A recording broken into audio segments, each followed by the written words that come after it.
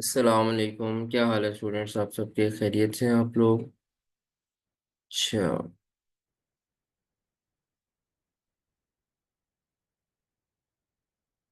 हम लोगों ने दो सवाल किए हैं, हमने इसके काफ़ी क्वेश्चंस करने हैं, इसलिए हम कोशिश करते हैं जल्दी जल्दी इनको कंप्लीट करने की। ठीक है। क्योंकि देखो, मैं आपको एक बात बताऊं, जो सबसे ज़्यादा स्टूडेंट्स को मसला आता है ना, वो फाइनेंशियल स्टेटमेंट्स में आता है। तो इसलिए मैं चाहता हूँ कि मैं इसकी ज़्यादा से ज़्यादा आप लोगों की प्रैक्टिस कराऊं। और आप लोगों ने इसकी प्रैक्टिस साथ साथ करनी भी है। आपने किसी भी जगह से इसको हल्के में नहीं लेना कि बस ठीक है, फाइनेंशियल स्टेटमेंट्स आती तो हैं, खैर है, कुछ भी नहीं होगा। ऐसे नहीं करना। आप लोगों ने बड़े इंपॉर्टेंट होती हैं ये, और बड़े ध्यान से आपने इनको समझना है।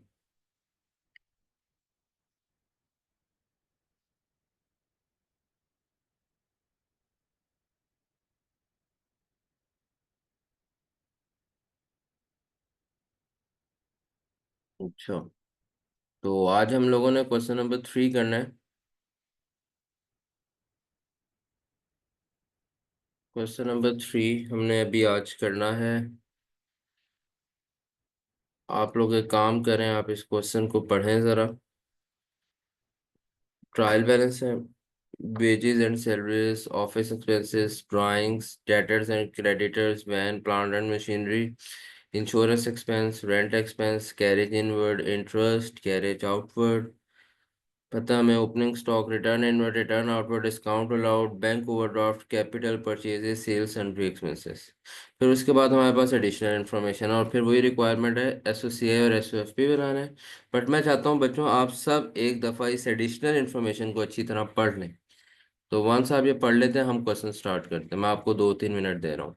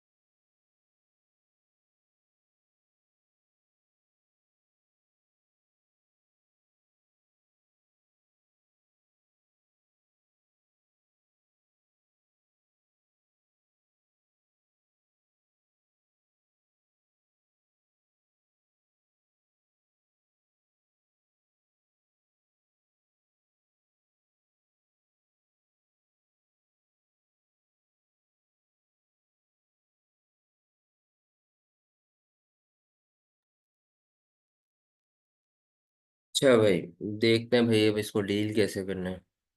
नीचे हमारे पास फॉर्मेट भी है, हम फॉर्मेट को कॉपी कर लेते हैं।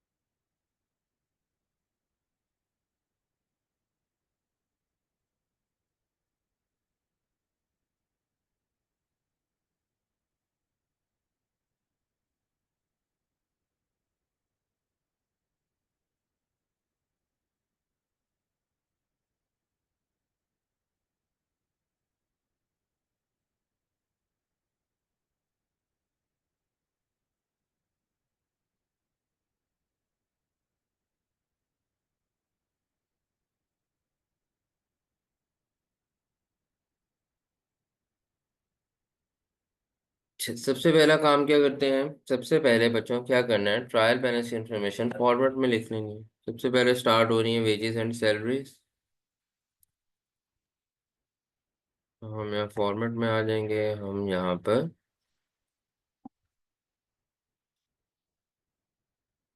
की क्लासिफिकेशन लिखते हैं।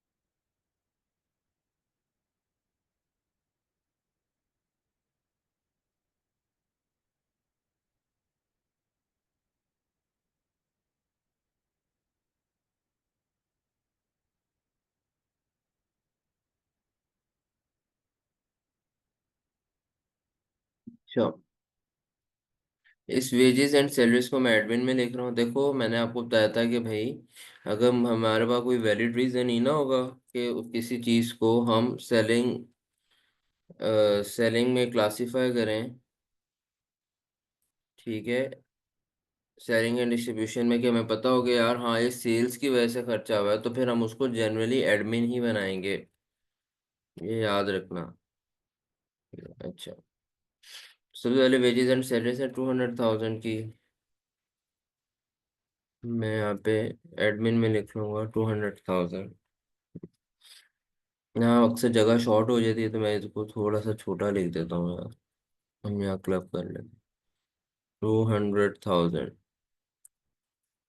Office expenses 120,000। अब ये ऑफिस का तो बहुत क्लियर है, 120,000 एडमिन में ही आएगा।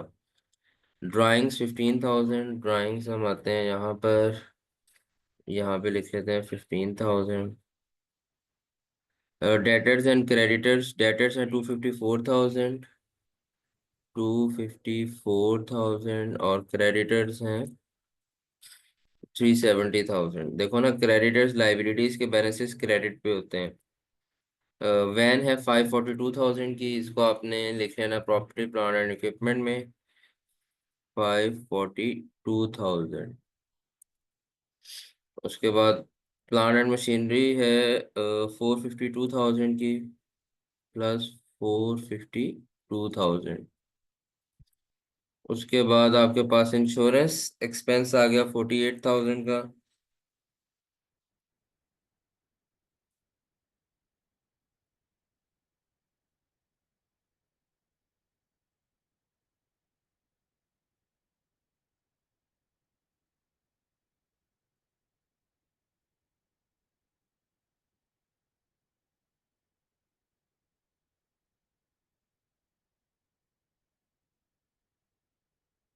तो भी हम यहाँ लिख लेते हैं, कहाँ गया 48,000, यहाँ पे लिख लेते हैं, कहाँ गया, एडमिन एंड जनरल एक्सपेंसेस में लिख लेते हैं 48,000। रेंट एक्सपेंस 60,000 है, एडमिन जनरल में लिखेंगे 60,000। कैरेज इनवर्ड है 15,000। कैरेज इनवर्ड जो होता है वो कॉस्ट ऑफ गुड सोल्ड में आता है, परचेज एक्सपेंस में ऐड होता है ना, तो इससे कॉस्ट ऑफ गुड सोल्ड में मैं प्लस कर रहा हूँ 15,000। जो इंटरेस्ट एक्सपेंस हमारा है 22,000 का, फाइनेंशियल चार्जेस होते हैं, तो ये मैं इधर लिख रहा हूँ 22,000। उसके बाद कैरेज आउटवर्ड है 25,000 का। कैरेज आउटवर्ड 25,000 का, ये सेलिंग एंड डिस्ट्रीब्यूशन एक्सपेंस होता है 25,000। क्योंकि कैरेज आउटवर्ड आप खर्चा क्यों कर रहे हो, सामान को बेचने के लिए, तो इसलिए carriage outward selling and distribution expense होगा। Opening stock 18,000, cost of goods sold में ही ऐड कर देते हैं 18,000। उसके बाद रिटर्न इनवर्ड है 16,000। रिटर्न इनवर्ड किसे कहते थे, सेल रिटर्न को, तो 16,000 सेल्स में से माइनस होना है, -16,000। उसके बाद रिटर्न आउटवर्ड है 28,000, ये कॉस्ट ऑफ गुड्स सोल्ड में से लेस करेंगे 28,000, ये परचेज रिटर्न होते हैं। डिस्काउंट अलाउड 20,000, सेल्स में से लेस कर देंगे 20,000, क्योंकि सेल नेट सेल्स आती थी, ये जो सेल्स होती हैं असल में नेट सेल्स प्रेजेंट करनी होती हैं, वो आती थी sales minus sale return minus discount allowed. अच्छा, उसके बाद बैंक ओवरड्राफ्ट है 315,000 का, हम यहाँ पर आएंगे बैंक में लिख लेंगे 315,000। उसके बाद जी कैपिटल है 680,000 का, कैपिटल में लिख लेते हैं 680,000। उसके बाद है परचेजेस 533,000 की, परचेजेस कॉस्ट ऑफ सेल्स में ऐड हो जाएंगे 533,000 प्लस 533,000। उसके बाद सेल्स है 957,000, हम सेल्स प्लस कर लेते हैं 957,000। सन्ड्री एक्सपेंसेस हैं 110,000 के। अच्छा, सन्ड्री, सन्ड्री के एक्सपेंसेस क्या होते हैं समझना। ठीक है, सन्ड्री एक्सपेंसेस होते हैं बस छोटे मोटे खर्चे, जिनकी ग्रुपिंग नहीं समझ आ रही हो ना, कि यार इसको किस ग्रुप में क्लब करें, इसको कैरेज इनवर्ड कहें, इसको इसको सैलरीज कहें, इसको रेंट कहें, इसको क्या कहें, तो ऐसे एक्सपेंसेस को कहते हैं सन्डरी एक्सपेंसेस, जिसकी ग्रुपिंग ना समझ आ रही हो कहाँ पे करें। तो नॉर्मली अगर ये सैलरी एक्सपेंसेस आपको गिवन होंगे ना, आपने इसको ले जाना अदर ऑपरेटिंग एक्सपेंसेस में 10,000, इसलिए मैं इसको अदर ऑपरेटिंग एक्सपेंसेस में क्लासीफाई कर रहा हूँ, मतलब अदर एक्सपेंसेस इनकी नेचर नहीं पता। तो बच्चों हमने जो है पोस्ट कर ली है सारी की सारी इंफॉर्मेशन अपने फॉर्मेट में। अब हमने क्या करना है, अब हमने चलना है आगे। सबसे पहले एडिशनल इन्फॉर्मेशन नंबर 1 है, cost of stock as at 31 December 2022 was ₹12,000। अब ये किसकी बात हो रही है, ये क्लोजिंग स्टॉक की बात हो रही है। क्लोजिंग स्टॉक की ट्रीटमेंट याद है ना, इसको हम कॉस्ट ऑफ सेल्स में से माइनस करते हैं और इन्वेंटरी में ऐड करते हैं। तो cost of stock as at 31 December 2022 was 12,000. It includes some damaged stock costing 4,000 which can be sold for ₹3,000। अब ये बच्चों ध्यान से ना इसकी ट्रीटमेंट आप लोग समझ लो। ये बड़ी आगे भी जाके ये एग्जामिनर का बड़ा फेवरेट एरिया, ये आपका टेस्ट भी होता है, ठीक है। तो आपने क्या करना है, आपने इसको डील कैसे करना है, मैं आपको इसको डील करने का तरीका सिखाता हूँ, इस पहली एडजस्टमेंट को। ठीक है, जब भी ये एडजस्टमेंट आएगी इसको डील कैसे करना है, आपने कहना है कॉस्ट कितनी है,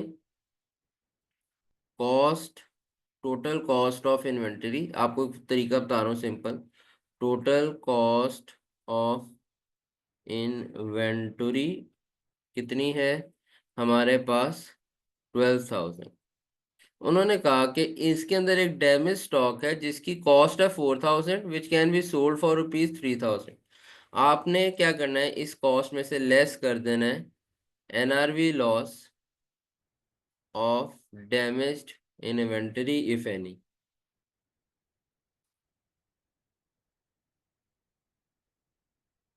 NRV loss of damage inventory if any, अगर कोई होगा एनआरवी लॉस तो माइनस कर देंगे। अब एनआरवी लॉस कैसे आता था, एनआरवी लॉस कैसे आता था याद है, एनआरवी लॉस डैमेज इन्वेंट्री का कैसे आएगा, हम देखेंगे कॉस्ट ऑफ डैमेज, डीआई लिख रहा हूँ, ठीक है, cost of damage inventory total.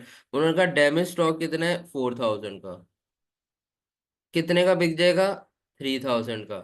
ठीक है जी, एनआरवी कितनी हो गई डैमेज इन्वेंट्री की, 3,000।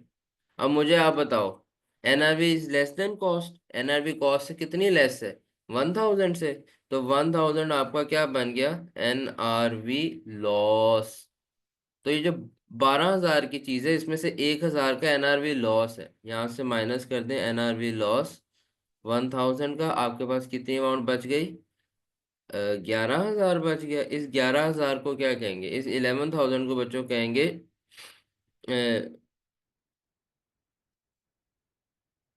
Value lower, lower value. ठीक है, बस इसको हम कह देते हैं, ये हमारे पास क्या आ जाएगी, लोअर वैल्यू आ जाएगी, लोअर वैल्यू ऑफ इन्वेंट्री आ जाएगी। यानी कि इन्वेंट्री में अगर कोई एनआरवी लॉस था तो वो माइनस कर दिया, तो वो इन्वेंट्री की वैल्यू आ गई इसमें, बल्कि लोअर तो नहीं, वो तो आपको रूल पता, हम इसको क्या देते हैं, वैल्यू ऑफ इन्वेंटरी।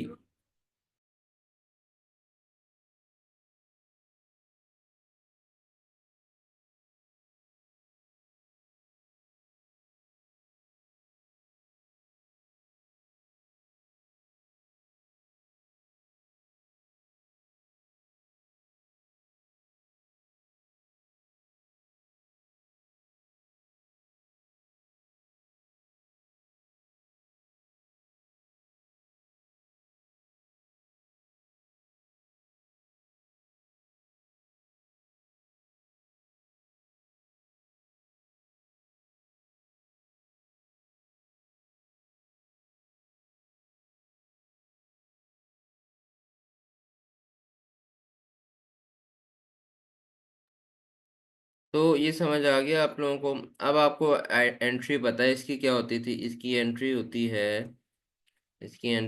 है इन्वेंट्री 11,000 से डेबिट करंट एसेट, और आपने कॉस्ट ऑफ सेल्स में 11,000 क्या कर देना होता है, क्रेडिट कर देना होता है। तो इन्वेंटरी में जाके 11 कॉस्ट ऑफ सेल्स में से 11,000 माइनस कर लेते हैं कॉस्ट ऑफ गुड सोल्ड में से, अब देखो बच्चों, मैंने आपको एक और बात बताई थी। जितनी भी ये इन्फॉर्मेशन मैंने रेड से लिखी हुई है ना इधर फॉर्मेट में, ये सारी ट्रायल बैलेंस की इन्फॉर्मेशन है। इसको हमने एक बार लिखना है, इसको हमने एक बार लिखना है, ये बात याद रखनी है। जितनी भी ट्रायल बैलेंस की इन्फॉर्मेशन है फॉर्मेट में एक दफ़ा आई है, और जितनी भी एडिशनल इन्फॉर्मेशन होगी वो फॉर्मेट में दो बार आएगी। क्यों? क्योंकि एक दफ़ा उसका डेबिट एस्पेक्ट रिकॉर्ड करना और एक बार उसका क्रेडिट एस्पेक्ट रिकॉर्ड करना है। तो इसलिए कॉस्ट ऑफ सेल्स में से 11,000 माइनस हुआ, बट ये एक दफ़ा नहीं 11,000 लिखा जाएगा, ये एक दफ़ा और भी लिखा जाएगा। कहाँ लिखा जाएगा वो दूसरी दफ़ा?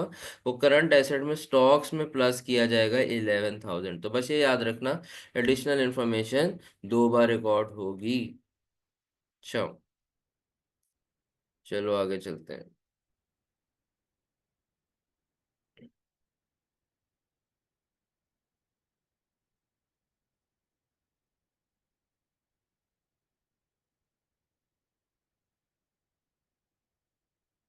उसके बाद है bad debts recovered by cheque but not recorded in the books ₹5,000। Bad debts recovered हो गए by cheque but not recorded in the books, कितने? 5,000 के। अब बैड डेट्स रिकवर्ड है बट उसको रिकॉर्ड नहीं किया, तो क्या करेंगे? रिकॉर्ड कर लेंगे। सिंपल हल क्या है? बैड डेट्स को रिकॉर्ड कर लेंगे। अब बैड डेट्स रिकवर्ड रिकॉर्ड करने की आपको एंट्री आनी चाहिए। बैड डेट्स रिकवर्ड रिकॉर्ड करने की आपको एंट्री आनी चाहिए। बैड डेट्स रिकवर्ड की एंट्री होती है कैश या बैंक डेबिट, कैश या बैंक डेबिट, और बैड डेट्स एक्सपेंस क्रेडिट कर देते हैं। दूसरा ट्रीटमेंट क्या होता है? Bad debts recovered income credit कर देते हैं। दो रास्ते हैं, कैश या बैंक डेबिट होगा, या एक्सपेंस कम कर लो, या फिर स्लैश लिखे इनकम बढ़ा लो। इन दोनों में से कोई एक काम कर लो, ये काम कर लो और ये। तो अब कैश या बैंक कितने से डेबिट होगा? 5,000 से। और 5,000 से हमारे पास ऑप्शन है, या तो हम एक्सपेंस कम कर लें, बैड डेट्स एक्सपेंस अगर हमारा एग्जिस्टिंग है तो उसको कम कर लें, या हम इसे क्या कर लें? बैड डेट्स रिकवर्ड इनकम के तौर पे इसको हम रिकॉर्ड कर लें। तो हम देखते हैं, कैश या बैंक डेबिट कर लेते हैं। हम यहाँ आते हैं, कैश या बैंक में इजाफा हो रहा है, तो हम यहाँ आए अपने फॉर्मेट में, और हमने देखना है कि इधर करंट।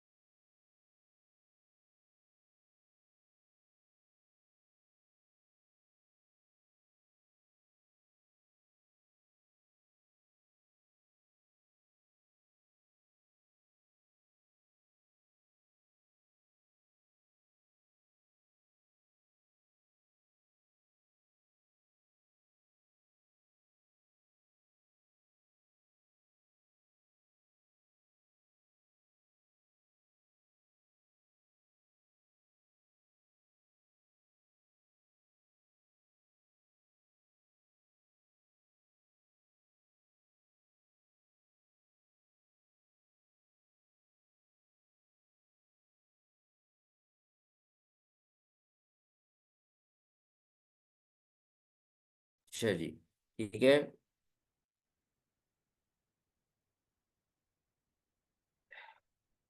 तो मैं ये बात कर रहा था, कंटिन्यू करते हैं कि करंट लाइबिलिटीज के बैलेंसेस होते हैं क्रेडिट, जो बैंक ओवरड्राफ्ट का बैलेंस है क्रेडिट। अब इसमें से रिसीट्स माइनस होंगी। माइनस क्यों होंगी? सुनो, क्योंकि फर्ज करो आप लोगों ने एडवांस मंगवाया हुआ था बैलेंस, ठीक है? तो अब आपके आप जब दोबारा से लोड कराओगे तो सबसे पहले वो एडवांस एडजस्ट होगा ना। एडवांस एडजस्ट होगा। लेट्स सपोज आपने, वैसे इतना होता नहीं है बट मैं आपको एग्जांपल के लिए बता रहा हूँ ताकि आप सबको अंडरस्टैंड हो। आपने एडवांस मंगवाया हुआ था, जैज एडवांस मंगवाया हुआ था 100 रुपए का, 100 रुपीज का। अब आपको लेट सपोज आप लोड करा ले, तो अब होता नहीं है बट मैं वैसे बता रहा हूँ एग्जांपल में, इजी लोड आपने करा लिया ₹20। तो अब क्या आपके अकाउंट में, आपका जो अकाउंट होगा, जैस का अकाउंट होगा, ठीक है जी, जैस के अकाउंट में आगे कितने पैसे आएंगे? 20 रुपए आ जाएंगे। 20 रुपए आएंगे नहीं, ये जो अब आपको ₹20 रिसीव हुआ है ना, ये जो आपको ₹20 रिसीव हुआ है, ये क्या होगा? ये जो आपके पास पहले एडवांस पड़ा हुआ है ना 100 का, ये 100 के अगेंस्ट एडजस्ट हो जाएंगे। अब वो कहेंगे 100 था, ठीक है, आपने हमारे पहले 100 रुपीज देने थे, आपने 20 रुपए का इजी लोड करा लिया, ठीक है, हम अपने 20 रुपए एडजस्ट कर लेते हैं। अब आपने उल्टे हमारे कितने रुपए देने हैं? 80 रुपीज देने हैं, तो ये 80 रुपीज की हमारी क्या आ जाएगी? लाइबिलिटी आ जाएगी, ऐसे ही है। और अगर ये लेट सपोज 120 होते, अगर ये 120 होते, तो क्या होता? पहले जो 100 है, 100 के अगेंस्ट 100 डिडक्ट हो जाता, फिर +20 आपके अकाउंट में से 20 रुपीज आते। समझ रहे हो ये बात? बात सारे बच्चे समझ रहे हैं? तो अब ये जो बैंक क्योंकि ओवरड्राफ्ट में पड़ा हुआ है, तो ये जो आपको 5,000 रुपये रिसीव हो रहा है ना, ये असल में ओवरड्राफ्ट का बैलेंस कम कर देगा, इसको अलग से कैश या बैंक हम कंसीडर नहीं करेंगे। तो इस 5,000 से हम सिंपल क्या करेंगे, बैंक ओवरड्राफ्ट जो आपने लिखा हुआ है वो माइनस हो जाएगा 5,000 से, कि ठीक है, एक रिसीट हुई है, तो अब ओवरड्राफ्ट लाइबिलिटी हमारी कम हो गई, उसके अगेंस्ट एडजस्ट हो जाएगा। और अगला ये जो 5,000 है ना, देखो, हमने अभी फाइनेंशियल स्टेटमेंट्स देखी थी, कोई भी बच्चों देखो, बैंक ओवरड्राफ्ट का बैलेंस, कोई भी बैड डेट्स नहीं थे। अगर बैड डेट्स की कोई फिगर होती तो हम ये बैड डेट्स में से माइनस कर लेते, बट अगर बैड डेट्स की फिगर नहीं होगी, तो बैड डेट्स रिकवर्ड को हमें क्या बनाना पड़ेगा? बैड डेट्स रिकवर्ड इनकम बनाना पड़ेगा। तो हम यहाँ पर बैड डेट्स रिकवर्ड इनकम 5,000 की बना लेंगे, और इसको हम यहाँ पर अपनी अदर इनकम्स में रिकॉर्ड कर लेंगे 5,000। क्लियर हो गई सबको बात? तो हम इसको अपनी अदर इनकम में रिकॉर्ड कर लेंगे।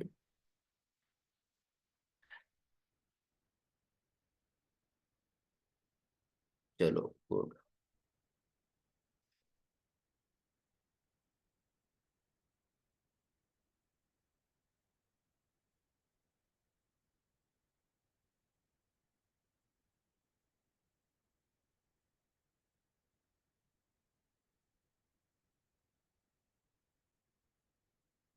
अच्छा, फिर है हमारे पास, Shanze decided to make the provision for doubtful debts for ₹4,000। अच्छा, ये भी बात आपको याद है, मैंने पहले बताई थी, बैड डेट्स रिकवर्ड का रिसीवर्स पे कोई इम्पैक्ट नहीं होता, ये याद रखनी है, बैड डेट्स रिकवर्ड का रिसीवर्स पे कोई इम्पैक्ट नहीं होता, तो रिसीवर्स को नहीं छेड़ना। अच्छा, तो शानजेर decided to make provision for doubtful debts for ₹4,000। उसने कहा प्रोविजन फॉर डाउटफुल डेट्स बना लेते हैं 4,000 की। तो 4,000 का हम क्या करते हैं, बैड डेट्स की प्रोविजन बना लेते हैं। क्या होता है, प्रोविजन भी एक तरह का एक्सपेंस होता है, हम इसको एक्सपेंस रिकॉर्ड करेंगे और रिसीवेबल्स में से इसको माइनस कर देंगे। ठीक है, अब यही करते थे ना, प्रोविजन की तो एंट्री यही होती थी, क्लोजिंग अलाउंस है, प्रोविजन बनानी है। ठीक है, तो क्या करते हैं, एक्सपेंस रिकॉर्ड करते हैं। अ, आपने अलाउंस का रूल याद रखना है, क्लोजिंग अलाउंस का रूल आप बच्चों ने याद रखना है। क्या करना है, एक्सपेंस में रिकॉर्ड करना है। और नेट ट्रेड रिसीवेबल्स, देखो मैं ये नहीं कह रहा, बार बार समझो, मैं ये नहीं कहना रिसीवेबल्स में से माइनस करना है, मैं क्या कह रहा हूँ, नेट ट्रेड रिसीवेबल्स माइनस करने हैं। क्योंकि ग्रॉस रिसीवेबल्स होते हैं, उसमें से allowance for doubtful dates, closing allowance की वजह से allowance for doubtful dates minus करते हैं, तो आ जाते हैं नेट रिसीवेबल्स। तो जो नेट रिसीवेबल्स होंगे उसमें से माइनस करना है। कितनी अमाउंट थी जी? उसने प्रोविजन बनानी है 4,000 की, एक्सपेंस 4,000 से बढ़ाएंगे, रिसीवर्स कम करेंगे। याद रखना भाई, ये आपका, ठीक है, आपको सोल्यूशन में इसको सेलिंग में क्लासीफाई करते हुए मिलेगा आपको, बट आपने इसको अपना एडमिन एक्सपेंस क्लासीफाई करना है, ये बात मेरी याद रखनी है बस आपने। ठीक है, एक्सपेंस में ऐड कर देना 4,000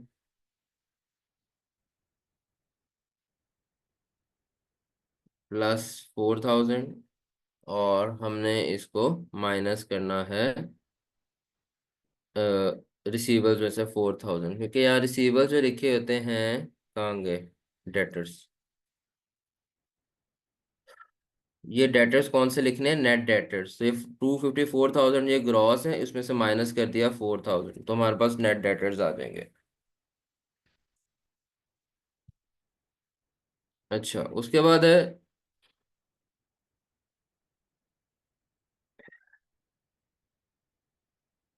इन the books of Shanze mister Luqman has debit balance of rupees 3,000 and a credit balance of rupees 2,000। Shanze की बुक्स में मिस्टर लुकमान का डेबिट बैलेंस भी है 3,000 का, और क्रेडिट बैलेंस भी है 2,000 का। इसका भी रूल वंस फॉर ऑल समझ लो बच्चों। ये हमने कॉन्ट्रा एंट्री पढ़ी हुई है आपने पहले, ठीक है, कॉन्ट्रा एंट्री पढ़ी हुई है। यहाँ आ जाते हैं, इसको हम तसल्ली से डिस्कस करते हैं। In the book of Shanze, Mr. Lukman has a debit balance of rupees 3,000 and a credit balance of rupees 2,000. Shanze decided to adjust the balance of mister Luqman. तो अब ये यहाँ पे वो बात किसकी कर रही है बच्चों, कॉन्ट्रा एंट्री की। यानी कि एक बंदा है, कॉन्ट्रा एंट्री होता है कि यार एक ही पार्टी है जिसका रिसीवेबल भी है, उसका पेबल भी है। तो आप एक एंट्री करते हो जिससे रिसीवेबल और पेबल, जो कॉमन रिसीवेबल या पेबल होता है, वो खत्म हो जाता है। तो इसमें क्या होता है, रिसीवेबल भी खत्म होता है, यहाँ क्योंकि डेटर का वर्ड है तो मैं डेटर का यूज कर लेता हूँ, क्रेडिटर का वर्ड यानी कि पेबल, पेबल या क्रेडिटर बैलेंस खत्म करना है वो डेबिट हो जाएगा, और रिसीवेबल बैलेंस या डेटर का बैलेंस कम करना है तो वो क्या हो जाएगा, क्रेडिट हो जाएगा। ठीक है जी, शानजे की बुक्स में मिस्टर लुकमान का डेबिट बैलेंस है और क्रेडिट बैलेंस कितना है, 2,000। अब डेबिट बैलेंस का मतलब ये है लुकमान का रिसीवेबल बैलेंस है, और क्रेडिट बैलेंस का मतलब क्या है, उसका पेएबल बैलेंस है। यानी कि हमने रिसीव करने 3,000 और पे करने 2,000। तो कॉमन अमाउंट क्या है, 3,000 और 2,000 में कॉमन अमाउंट क्या है, ये जो 3,000 की अमाउंट है इसका ब्रेक डाउन करो तो ये 2,000 प्लस 1,000 करके 3,000 बना है, और दूसरी अमाउंट है 2,000 सिर्फ। ठीक है, तो ये जो 2,000 है वो कॉमन है। ठीक है, 2,000 एक ऐसी चीज है जो पेबल में भी है, जो पेबल में भी है और जो रिसीवेबल में भी कितनी अमाउंट है, 2,000। तो जो कॉमन अमाउंट होती है ना बच्चों, उससे हमेशा कॉन्ट्रा एंट्री पास करते हैं। जो कॉमन रिसीवेबल और पेबल होता है उसको हमेशा खत्म करते हैं। तो 2,000 से पेबल खत्म होगा और 2,000 से रिसीवेबल खत्म होगा। आप दूसरा रूल ये भी कर सकते हैं कि आपने लोअर अमाउंट से एंट्री पास करनी है। आपने रिसीवर और पेपर में देखना लोअर अमाउंट क्या है, तो जो कम अमाउंट होगी तो आपने उससे लोअर अमाउंट से एंट्री पास करनी है।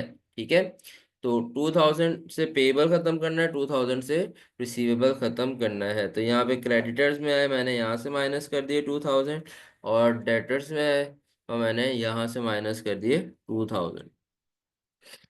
ठीक है जी।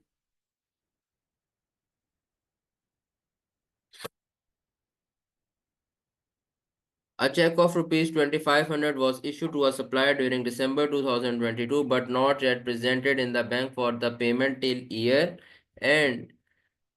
क्या कहते थे इसे, अनक्रेडिटेड चेक या अनप्रेजेंटेड चेक, देखते हैं कौन बताएगा। अनक्रेडिटेड चेक है ये या अनप्रेजेंटेड चेक है। A cheque of rupees 2,500 supplier को इशू किया दिसंबर 22 में, but not yet presented in the bank for payment till year end. Unpresented cheque, ऐसा चेक जो हमने सप्लायर को इशू किया बट वो बैंक में प्रेजेंट नहीं हुआ, unpresented cheque. Unpresented cheque, very good. ये कैश बुक ओमिशन है या बैंक स्टेटमेंट ओमिशन है, ये कैश बुक ओमिशन है या बैंक स्टेटमेंट ओमिशन है, ये तो बैंक स्टेटमेंट ओमिशन है।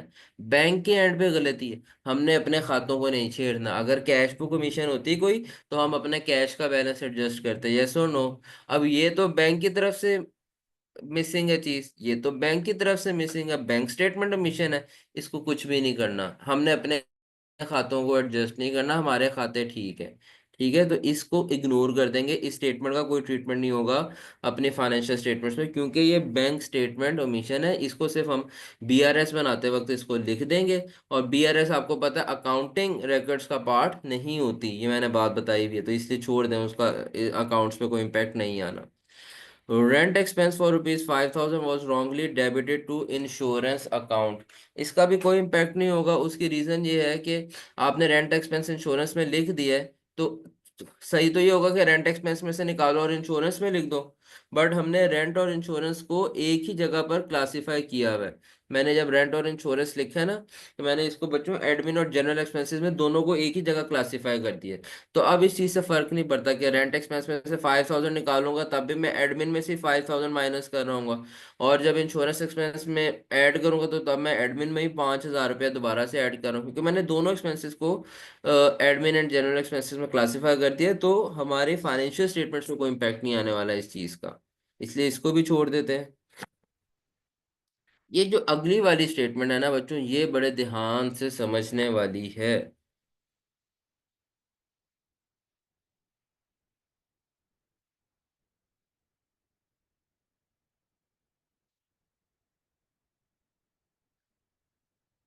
Shanse made advance payment of rupees 50,000 against machinery and debited to plant and machinery account. The machine will be received in February 2023। हमारा बच्चों इस question में ईयर एंड जो है ना, मैं आपको दिखा भी देता हूँ। हमारा ईयर एंड हो रहा है 31 दिसंबर 2022 को। अच्छा, अब बड़े ध्यान से समझना। हमारा ईयर एंड होना है, ईयर एंड है 31 दिसंबर 2022। हमने यहाँ पर किसी पॉइंट पे एडवांस पे किए, एडवांस पे किए। ईयर एंड हो गया 31 दिसंबर 2022, और मशीन रिसीव हुई February 23 पे। हम किस दिन करें? 31 दिसंबर 2022। तो अब ये होगा कि शानजे ने एडवांस पेमेंट की 50,000 की। अब ये जो 50,000 है ना, सही एंट्री क्या होती है? इसकी करेक्ट एंट्री ये होनी चाहिए थी कि आप क्या करते, एडवांस डेबिट करते और कैश को क्रेडिट करते। ठीक है।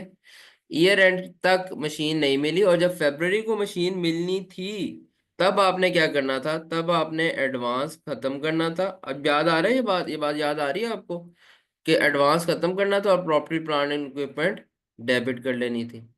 याद है? जब आपने एडवांस पे करते हो तो आप एडवांस को डेबिट करते हो, कैश क्रेडिट कर देते हो। और जब आपको एक चीज रिसीव हो जाती है, जब आपको एसेट रिसीव होता है, तो तब हम क्या करते हैं? हम एडवांस खत्म कर देते हैं और प्रॉपर्टी प्लांट इक्विपमेंट डेबिट कर देते हैं। ऐसे ही है। अच्छा, अब 31 दिसंबर तक वो एसेट हमें रिसीव ही नहीं हुआ, तो 31 दिसंबर को यहाँ पर एसेट नहीं बनना चाहिए था, यहाँ पर एडवांस ही 31 दिसंबर पे आना चाहिए था, क्योंकि एसेट अभी हमें रिसीव हो रहा है 31 दिसंबर 2022 के बाद जाके। तो प्रॉपर्टी प्लांट इक्विपमेंट में डेबिट नहीं होनी चाहिए थी एडवांस की अमाउंट। तो शानसे ने अगर एडवांस पेमेंट की थी 50,000 मशीनरी के अगेंस्ट, तो उसको प्रॉपर्टी प्लांट इक्विपमेंट में डेबिट नहीं होना चाहिए था। उसको कहाँ पे डेबिट होना चाहिए था? एडवांस में डेबिट होना चाहिए था। ठीक है। तो दो रूल्स हैं, मैं आपको बताता हूँ। ये जो एडवांस पे किया है उसको क्या उसने कहाँ पे डेबिट कर दिया? प्लांट एंड मशीनरी में। तो मैं कहता हूँ उसको plant property plant and equipment PP में प्लांट एंड मशीनरी कह देते हैं। प्लांट एंड मशीनरी में P&M में प्लांट एंड मशीनरी में डेबिट नहीं होना चाहिए। ऐसे ही है।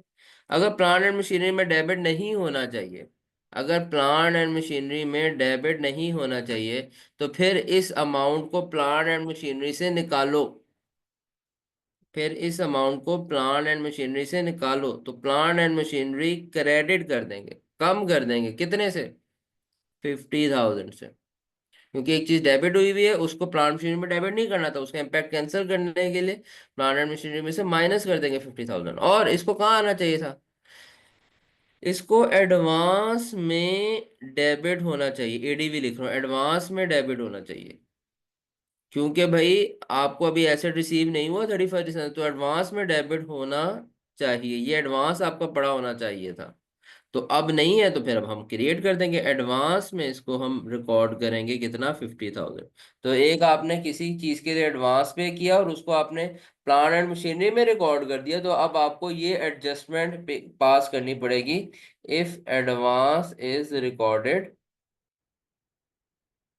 In plant and machinery account, in NCA कह देते हैं। If advance is recorded in NCA, non current asset account, अगर एडवांस नॉन करंट एसेट के अकाउंट में लिख दिया जाए तो फिर नॉन करंट एसेट में से उस अमाउंट को निकालना पड़ेगा और उसको एडवांस में डालना पड़ेगा, ठीक है, तो फिर ये वाली एंट्री करनी पड़ेगी। तो अब हम इसको इस एंट्री को पास कर लेते हैं। हम प्लांट एंड मशीनरी में से 50,000 करते हैं माइनस। हम आते हैं ऊपर अपने प्लांट एंड मशीनरी में, माइनस करते हैं इसमें से 15,000। और अ, हम एडवांसेस में इसको लिख लेते हैं करंट एसेट्स में। ये आपको देखो एडवांसेस नजर आ रहे हैं 15,000, इसमें हम प्लस कर लेते हैं 15,000। क्लियर?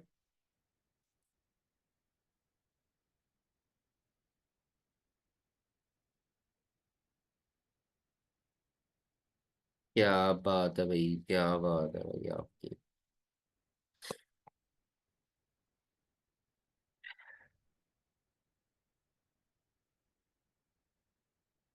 अच्छा, depreciation is to be charged on all types of depreciable assets at 10% per annum reducing balance method। depreciation charge करनी है तमाम टाइप्स ऑफ depreciable assets पे।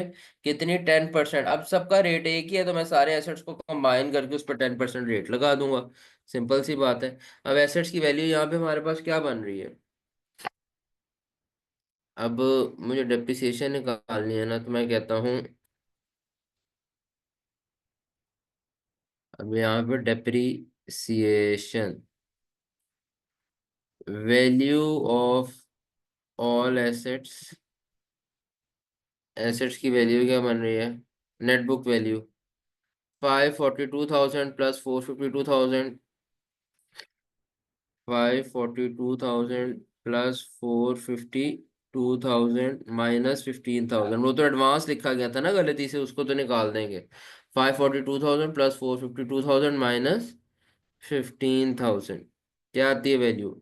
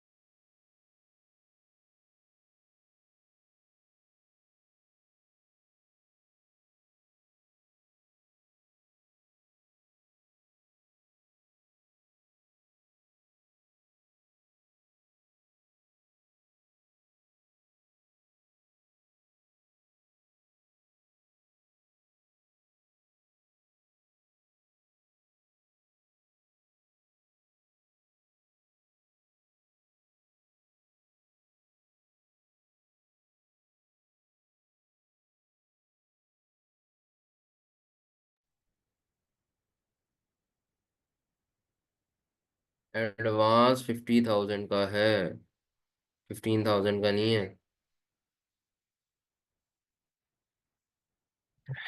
यहाँ पे ठीक कर लेते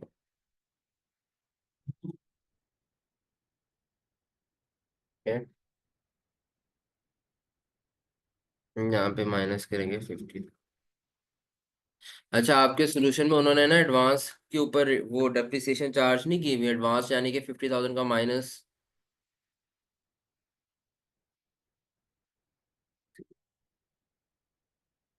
एडवांस 50,000 का माइनस नहीं किया हुआ, जबकि वो माइनस करना है, ठीक है। तो सोल्यूशन में यहाँ पे पीछे कुछ सोल्यूशंस में मिस्टेक्स हैं, याद रखिएगा। ये 50,000 माइनस होगा। अब मुझे बताओ यार, सॉरी।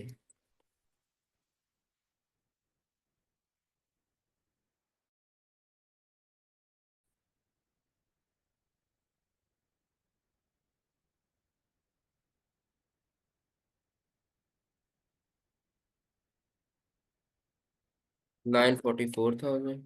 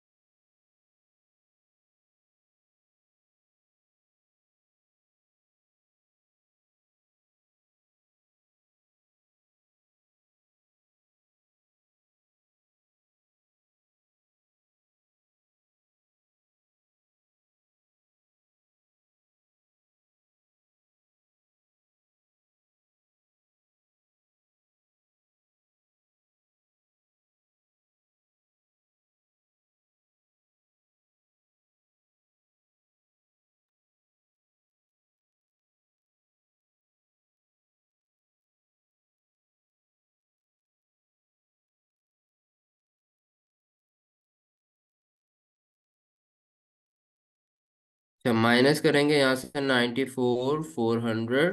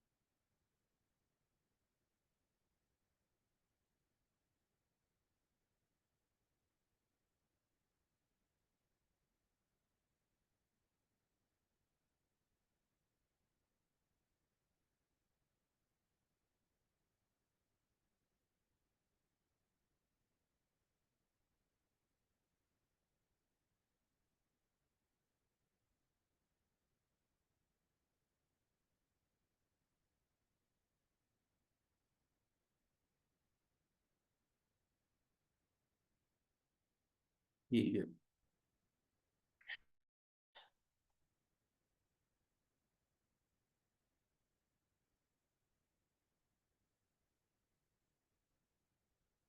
जिन्होंने डिप्रिसिएशन कुछ वैन की सेलिंग में से माइनस की है भाई।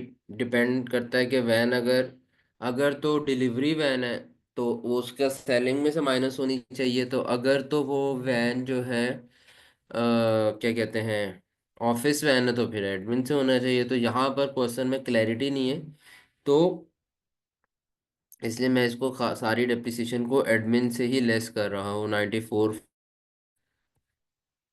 ठीक है, -94,400। अब आप सोचें सर हमें पेपर में कैसे पता चलेगा। टेंशन नहीं लेनी, पेपर तक पता चल जाएगा अभी आपको, क्योंकि अभी मैं आपको प्रैक्टिस कराता रहूँगा तो आपको पता चल जाएगा। अच्छा, ये हमने लिख लिया, वैन की डिप्रिसिएशन हो गई, और तो कुछ नहीं रह गया ना, बस यही था।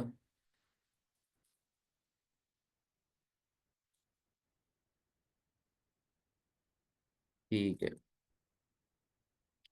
अब हमने सिंपली अपने इस अकाउंट को क्लोज कर देना है।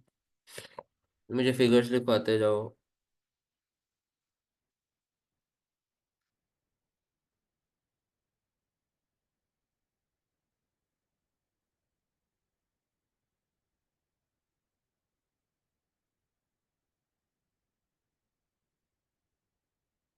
ये आ जाएगा 921,000। काम करते हैं।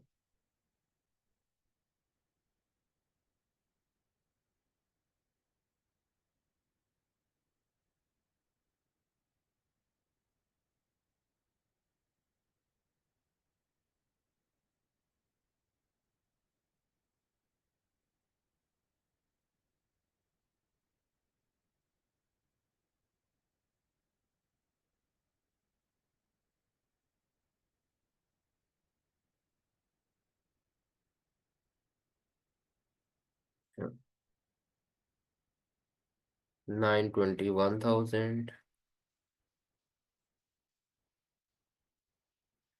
उसमें से cost of goods sold less करते हैं।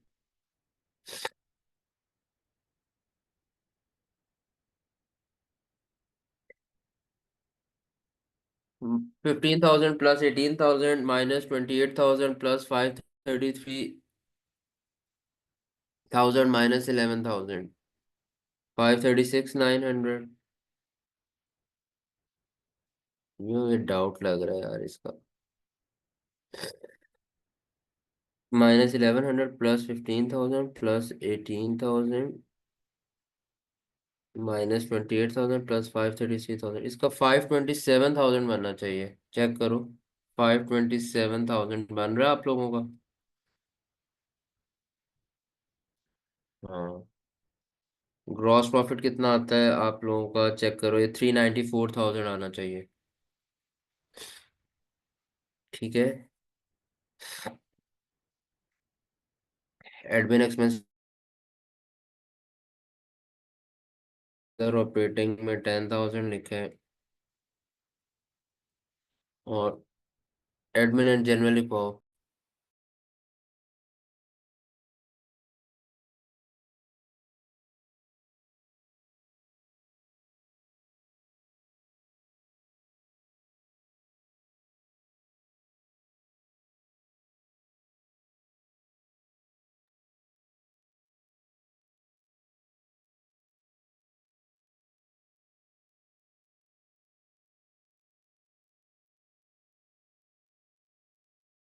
एडमिन जनरल एक्सपेंसेस कितने आ रहे हैं?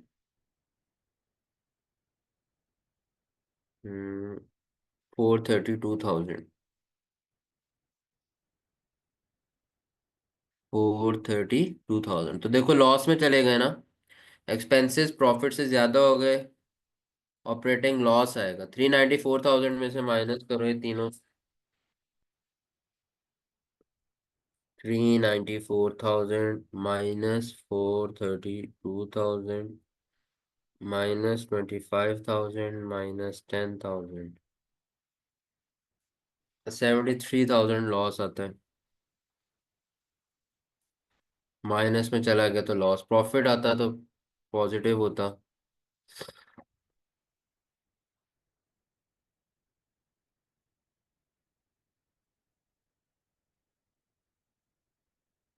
मुझे लगता है मैंने कुछ गलत किया है।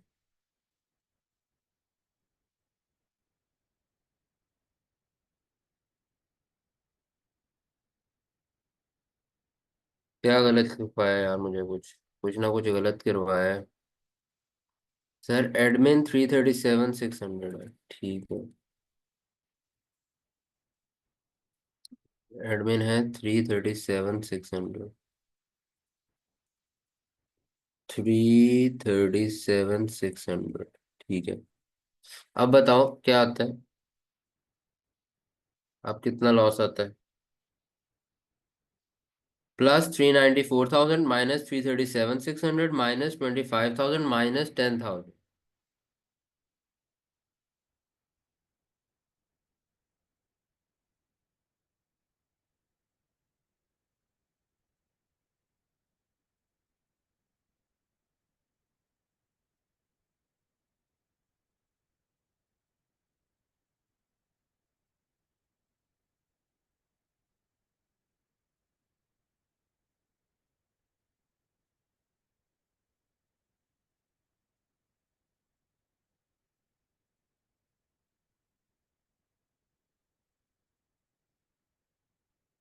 यार कुछ ना कुछ तुम लोग मुझे गड़बड़ करवा रहे हो।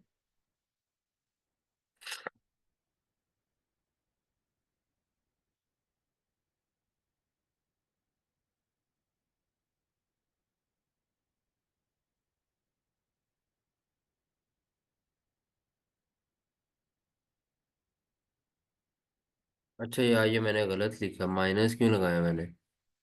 ये प्लस होगा इधर। सॉरी।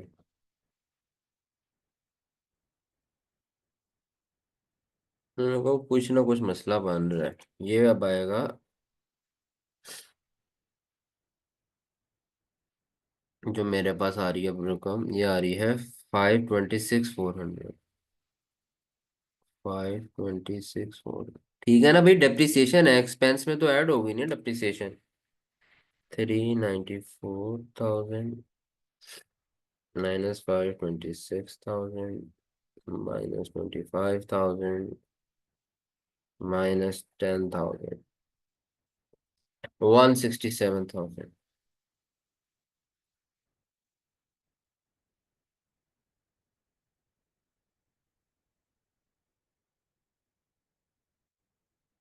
अच्छा, ये भी मुझे 400 है, तो फिर मुझे लगता है मैंने यहाँ फिर गलती की है। 400 है तो 400 है। हाँ, ये 526 400 है जो माइनस होगा, तो 167 400 आएगा। 167 400, अब ठीक है भाई। अदर इनकम्स आ गई 5,000 की, ये ऐड हो जाएंगी। फाइनेंशियल चार्जेस 22,000 के, ये लेस हो जाएंगे। फिर भी हमारे पास नेट लॉस बचेगा कितना? हमारे पास नेट लॉस आएगा 184 400 का। उसके बाद हम आ जाते हैं एसेट्स पे। एसेट्स का टोटल आ रहा है हमारे पास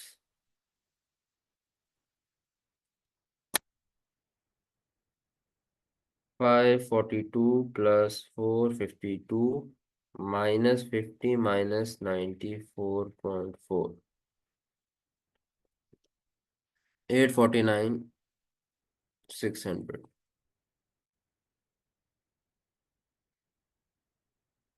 उसके बाद हमारे पास स्टॉक्स हैं 11,000। हमारे पास डेटर्स हैं 248,000। एडवांसेस 50। देखा, ये एडवांसेस को ठीक करना था ना। ये 50,000 थे, ये हमने गलत लिखा है। एडवांसेस आ जाएंगे हमारे पास 50,000 के।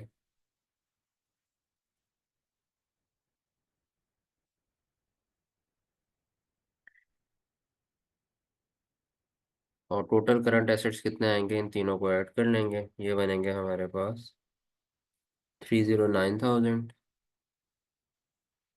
और करंट एसेट्स 309,000 और 849 600 को ऐड कर लेंगे, तो टोटल एसेट्स बन जाएंगे 11,158 600, 11,158 600। फिर हम आ जाएंगे इक्विटी पे।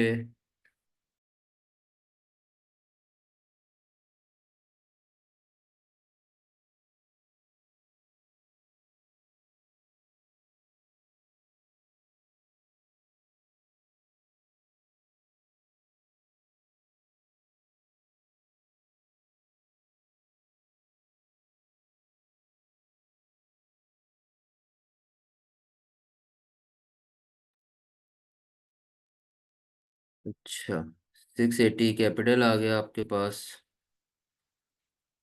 नेट लॉस आ गया। अच्छा देखो, प्रॉफिट अगर इक्विटी बढ़ाता है तो लॉस इक्विटी को क्या करेगा, काम करेगा। 184 400 का लॉस है, माइनस कर देंगे 184 400।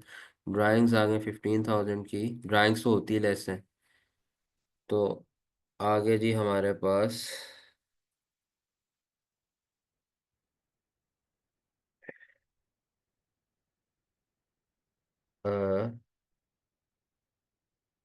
480 600। बैंक ओवरड्राफ्ट आ गया 315 में से 5 लेस कर दिया 310 आ गया। 370 में से 2,000 लेस कर दिया 368,000 आ गया। और टोटल करंट लाइबिलिटीज बन गई, इन दोनों को अगर ऐड करें, क्योंकि करंट लाइबिलिटीज सिर्फ दो हैं, तो टोटल करंट लाइबिलिटीज बनती हैं 678,000। और टोटल इक्विटी एंड लाइबिलिटीज कितनी बनती हैं, इसको और इसको ऐड कर लेते हैं। ये बनता है 11,158 600। ठीक है, तो बैलेंस हो गई हमारी।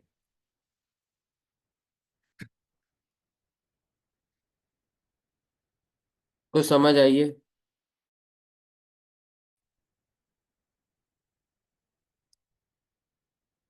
कुछ समझ आइए? तो अभी ये स्टार्ट है, आहिस्ता आहिस्ता चीज़ें मुश्किल होंगी, बट स्टेप बाय स्टेप चलेंगे तो आसान। फॉर एग्जांपल, एग्जाम लेवल ये है, और हम अभी इस पॉइंट पे खड़े हैं। तो अगर हम पेपर में बैठ जाए तो हम इतना बड़ा स्टेप नहीं ले सकते।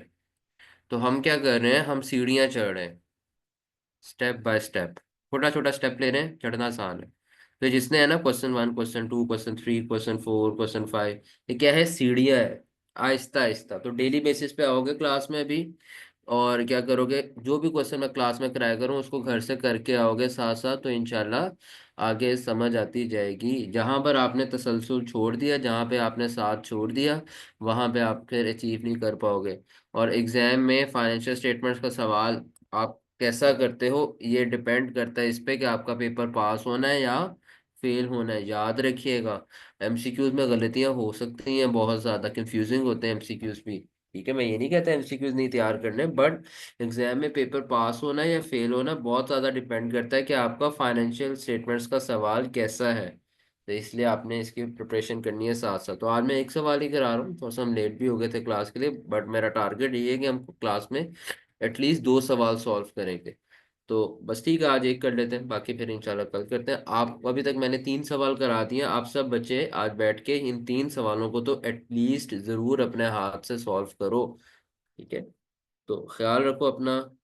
अल्लाह हाफिज। स्क्रीनशॉट ले लो, 1 सेकंड रुको, मेरे 2 स्क्रीनशॉट्स लेने पड़ेंगे आपको, ये बड़ा है क्वेश्चन, तो ये पहला ले लो चलो।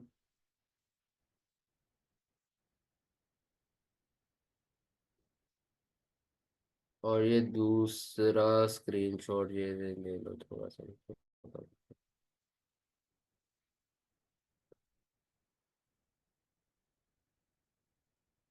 पहला कहाँ से ये होता है, दूसरा ले लो, ये लो, दूसरा तीसरा ले लो यार, क्योंकि अब बड़ा है सवाल। ये दूसरा ले लो, और एक ये ले लो।